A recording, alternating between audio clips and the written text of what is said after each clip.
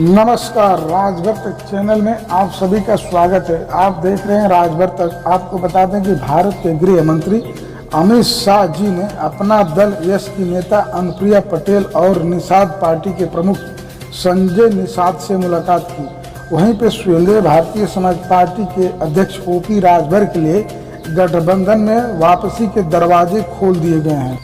BJP ने ओम प्रकाश राजभर के साथ एक बार फिर से गठबंधन में वापसी की कवायद शुरू कर दी है। पूर्वांचल के एक बड़े नेता बीजेपी के जरिए ओम प्रकाश राजभर जी से संपर्क किया जा रहा है। पूर्वांचल के नेता दिल्ली दरबार से बेहतर करीबी बताया जा रहा है। इतना ही नहीं, ओम प्रकाश राजभर के साथ भी अच्छे रिश्ते हैं, ये भी खबर बताई जा रही है। हम आपको बता दें कि राजभर के साथ उनके 2 बार की बातचीत हो गई है, ये भी खबर छप रही है। इसी दौरान रोहिणी कमीशन की रिपोर्ट को लागू करने के साथ साथ उन्होंने योगी कैबिनेट में दोबारा से एंट्री का भरोसा दिलाया गया है। 2022 के विधानसभा चुनाव से पहले बीजेपी अपने समीकरण में गठबंधन को पूरी तरह से दुरुस्त करना चाहती है। इसी क्रम में बीजेपी ओम प्रकाश राजभर जी की पार्टी के साथ संपर्क किया है। खबर ये भी छप रही है कि माने तो ओम प्रकाश राजभर ने साफ कर दिया है कि बीजेपी अपना आज सामाजिक न्याय समिति की रिपोर्ट लागू कर दे तो पार्टी उनके साथ खड़ी हो जाएगी। यह खबर कितनी सच्ची है यह तो आने वाले समय में बताया जाएगा।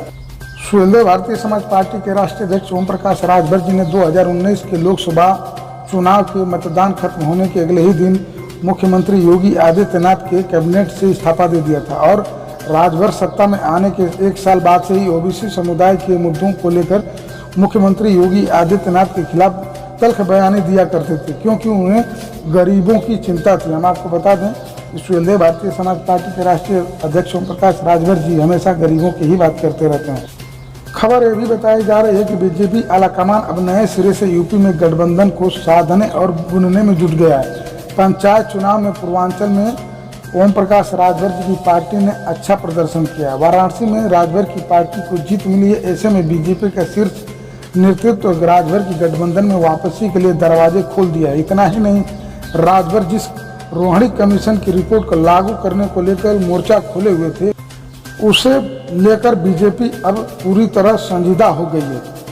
माना जा रहा है कि 2022 के विधानसभा चुनाव से पहले बीजेपी रोहिणी कमीशन की रिपोर्ट को लागू करने की दिशा में कदम उठा सकती है। रोहिणी कमीशन को 31 जुलाई 2021 तक रिपोर्ट तैयार करने को टाइम बढ़ाया गया है। संसद में भी इस रिपोर्ट को लागू करने की मांग उठ चुकी है। रिपोर्ट को लागू होते ही ओबीसी आरक्षण का फार्मूला 4 हिस्सों में बढ़ सकता है। इसकी मांग सुहेलदेव भारतीय समाज पार्टी के राष्ट्रीय अध्यक्ष ओम प्रकाश राजभर जी पहले से ही करते आ रहे हैं, जिसका बड़ा फायदा तमाम उन ओबीसी जातियों को मिलेगा जिन्हें आरक्षण का फायदा अभी तक नहीं मिला है।